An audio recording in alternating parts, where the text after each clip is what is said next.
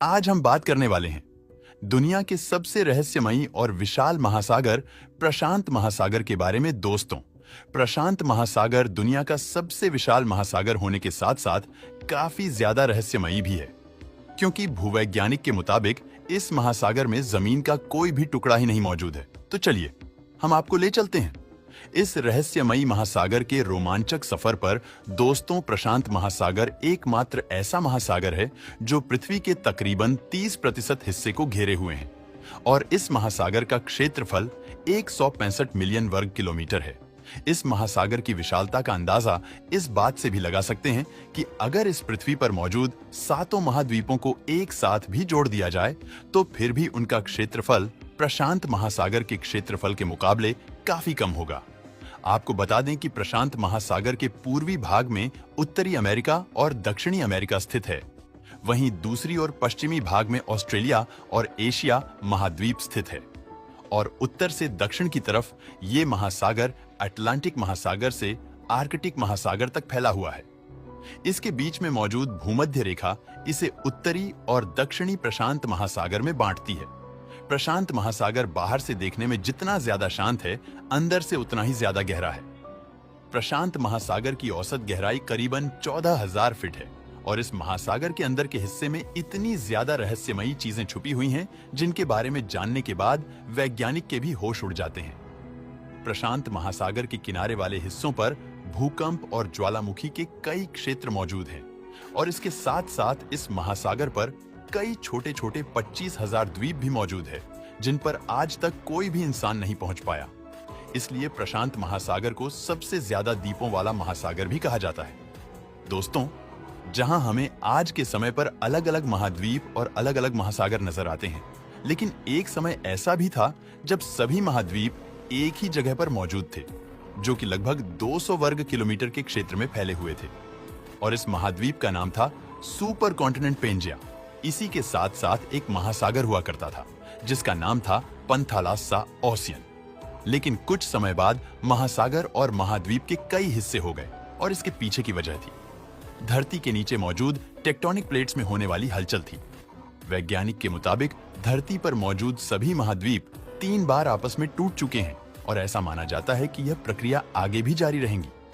लेकिन दोस्तों, आप ये सोच रहे होंगे कि इतने विशाल महाद्वीप आपस में भला कैसे टूट सकते हैं, तो आपको बता दें कि धरती के नीचे मौजूद टेक्टोनिक प्लेट्स ही जिम्मेदार है।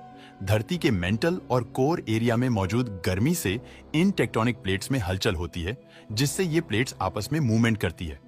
लेकिन ये मूवमेंट हर समय एक जैसी नहीं होती, बल्कि अलग अलग तरह की होती है। जैसे कि अगर 2 या उससे ज्यादा टेक्टोनिक प्लेट्स आपस में टकरा जाए तो उसे डाइवर्जेंट बाउंड्री कहा जाता है।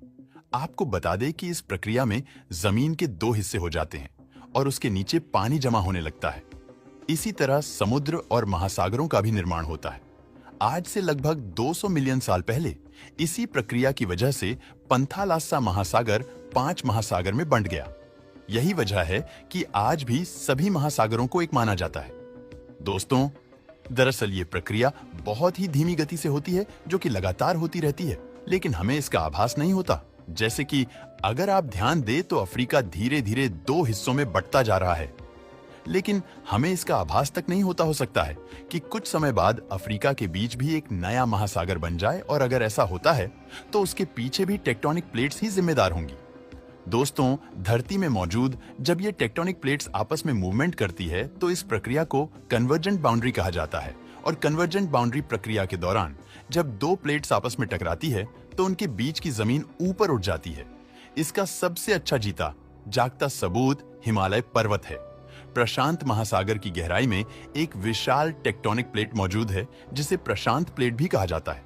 ये प्लेट अपने चारों ओर मौजूद टेक्टोनिक प्लेट से लगातार टकराती रहती है और ये टकराव खास तौर पर महासागर के किनारों पर ज्यादा होते हैं। महासागर के किनारों पर होने वाले इन टकरावों को रिंग ऑफ फायर कहा जाता है। रिंग ऑफ फायर में बड़ी मात्रा में ज्वालामुखी गतिविधियां होती रहती है, जिस वजह से ऐसी जगह पर जमीनों का नया रूप या उनका नष्ट होना एक आम प्रक्रिया है। ऐसी गतिविधियों के कारण उनके आसपास का इलाका काफी खतरनाक हो जाता है।